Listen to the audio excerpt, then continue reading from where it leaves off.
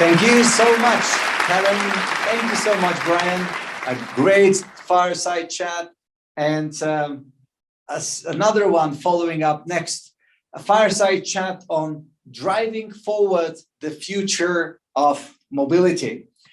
Such a pleasure to have with us the president of Audi of America and Tim Stevens, the editor-in-chief of Roadshow at CNET. Tim, I leave it to you to present yourself and your panel. Hello, I'm Tim Stevens, editor-in-chief of CNET's Roadshow, where we cover the intersection of technology and automotive. And I'm really excited today to bring you a conversation with Daniel Weissland, president of Audi of America. Daniel, it's really great to talk to you. Yeah, thanks, Tim. Great talking to you. We're going to have a great conversation about kind of the shape of the industry and how things are changing both today and also looking a little bit further down the road. Before we get started, I do want to have a couple of quick reminders. If you're watching this and you want to interact, the best way is to go on social media and use the Webit hashtag. And also make sure you check out the TVS platform if you're looking to do a little bit of social networking yourself during the days of Webit Global Week. All right, Daniel, first question I want to talk about. Over the past year and a half or so, we've seen some pretty dramatic changes from consumer behavior in the automotive industry and in pretty much every other industry as well. What does this mean for a company like Audi in particular? Yeah, I mean, we have seen those trends already prior to COVID, but COVID obviously did accelerate those trends. And, as Audi, we not only want to be part of the future, actually, we want to shape the future. And important is here to put the customer at the center of everything you do. And obviously, it also helped us to change our behavior, to help to change the business, how we do it together with our dealer partners. So actually, we learned a lot of positive things throughout the pandemic, and we continue to do that. I always tell to our dealer partners, now we need to learn that it becomes muscle memory, focusing on customer mobility and really providing whatever the customer wants, when, where, and how. I think that's the key in my opinion. And something that you didn't mention, but I know was an increasing trend even before COVID, was sustainability. That's something that more and more consumers are really expecting from every aspect of their commerce lifestyle. Basically, every product they buy, they like to see some aspect of sustainability.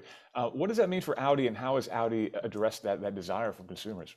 Yeah, we at Audi say our future is electric, and obviously climate change is real, and we all have a responsibility towards our planet, our children, and grandchildren. And sustainability is not only good for the business, it's also a good thing to do.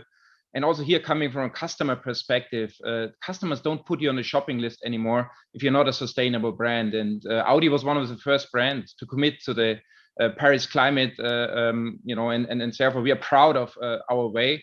We are bringing 30% of our product portfolio by 25 will be electric.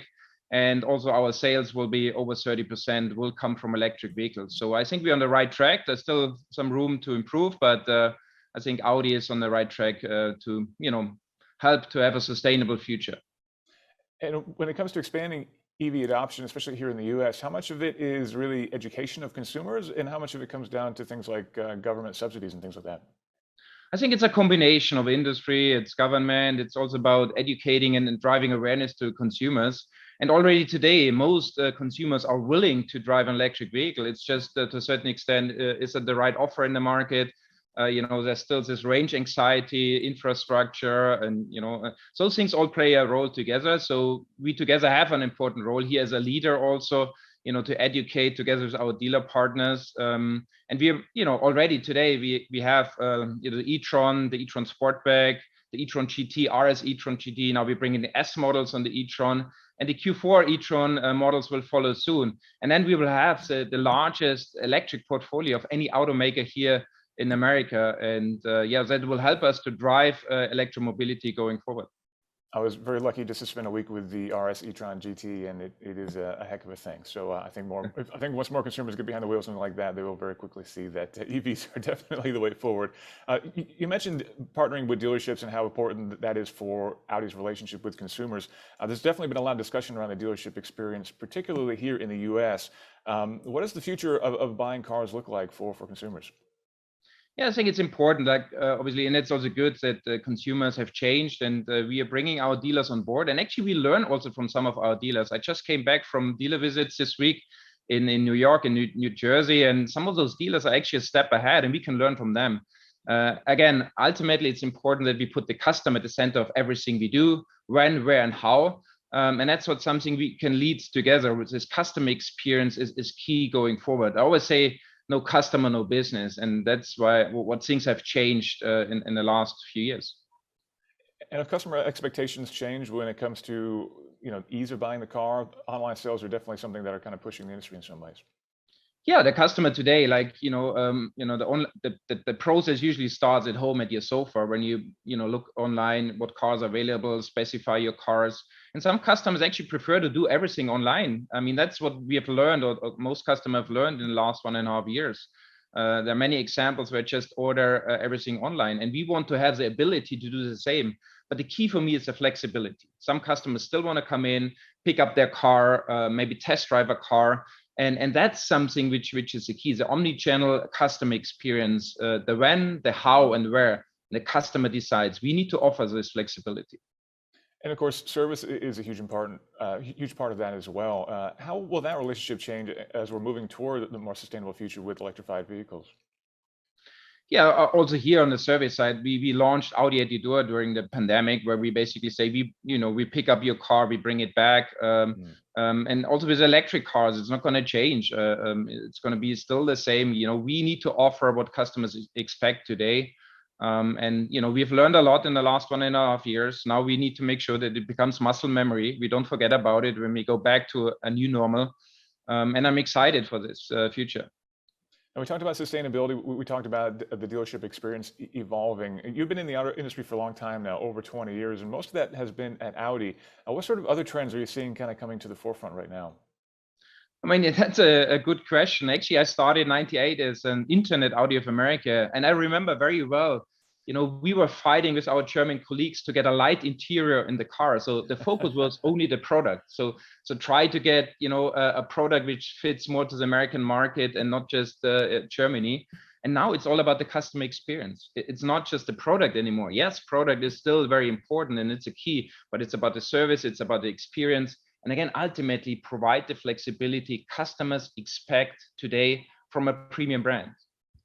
Is that flexibility getting harder given some of the supply chain constraints that we're all dealing with right now?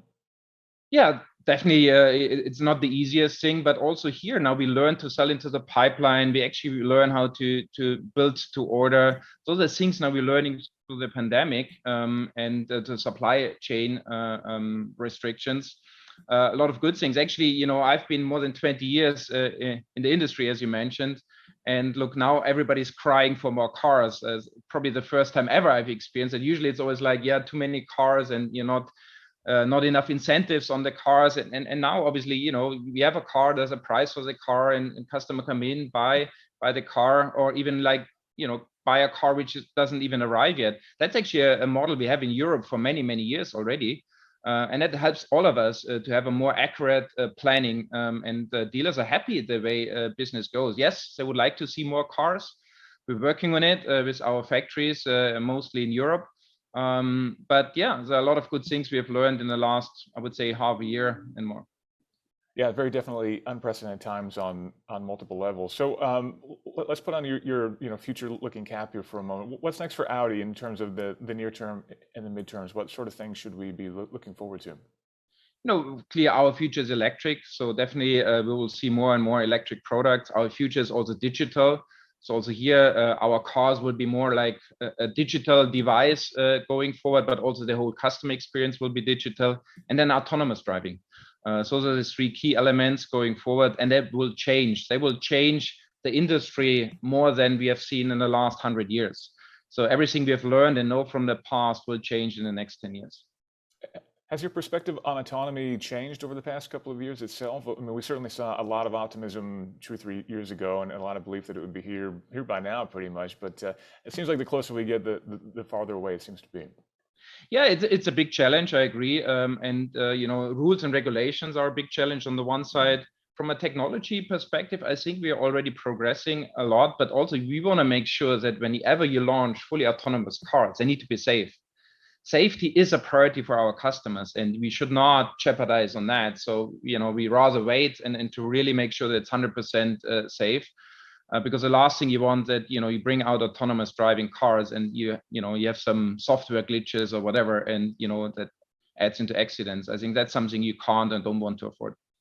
Yeah, I totally agree. Trust is absolutely huge, especially when we're talking about driver assistance features. So, all right, so that's kind of mid-near-term stuff. Let's look a little further down the road. What do you see affecting customer mobility in the decades to come?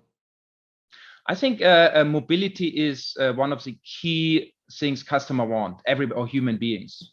And actually, we see an increase in individual mobility. Even throughout the pandemic, I mean, public transportation actually, we saw it declining, but people want and need mobility. And this is going to continue.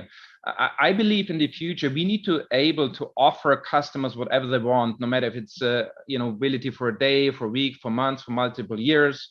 If they want to rent a car, if they want to subscribe, if they want to lease, or if they own. I mean, mobility provider, means we provide the cars, but not only the cars, we also provide the mobility through our dealer network. And I think that's a key going forward. And so there's something for everybody. So flexibility is definitely going to be key, is what you're saying. Yes, definitely. That's one of the key elements. As more flexible we are together with our dealer partners, again, this will be necessary going forward and drive our future. Sounds good to me. Daniel, is there anything else that I should have asked you about?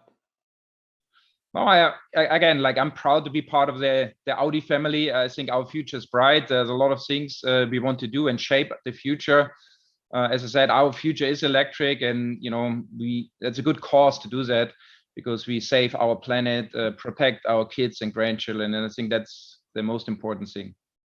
I totally agree. Daniel, thank you very much for your time. And I also want to thank everybody else who's joined us to watch in. Make sure that you check out the Webit social hashtag if you want to join in the conversation. And I hope you enjoy all the other conversations. Thank you, Tim.